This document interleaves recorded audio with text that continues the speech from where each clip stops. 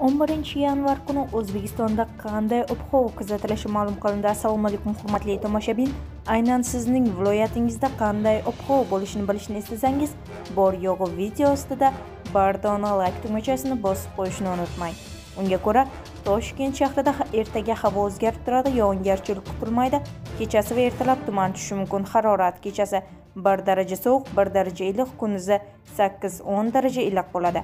Qoraqalpog'iston, Xorazm viloyatida havo o'zgarib turadi, yog'ingarchilik kutilmaydi. Harorat kechasi 2-7 daraja sovuq, kunduzi 2-7 daraja iliq bo'ladi. Buxoro va Navoiy viloyatlarida havo o'zgarib turadi, yog'ingarchilik kutilmaydi. Harorat kechasi 0-5 daraja sovuq, kunduzi 5-10 daraja iliq bo'ladi. Toshkent, Samarqand, Jizzax, Sirdaryo viloyatlarida havo o'zgarib turadi, yog'ingarchilik kutilmaydi. Ba'zi joylarda tuman tushishi mumkin. Harorat kechasi 2 daraja sovuq, 3 daraja iliq, kunduzi 7-12 daraja iliq bo'ladi. Qashqadaryo, Surxondaryo viloyatlarida havo o'zgarib turadi, yog'ingarchilik kutilmaydi. Harorat kechasi 0-5 daraja iliq, kunduzi 10-15 daraja iliq bo'ladi. Andijon, Namangan, Farg'ona viloyatlarida havo o'zgarib turadi, yog'ingarchilik kutilmaydi. Ba'zi joylarda tuman tushishi mumkin. Harorat kechasi 0-5 daraja sovuq, kunduzi 3-8 daraja iliq bo'ladi.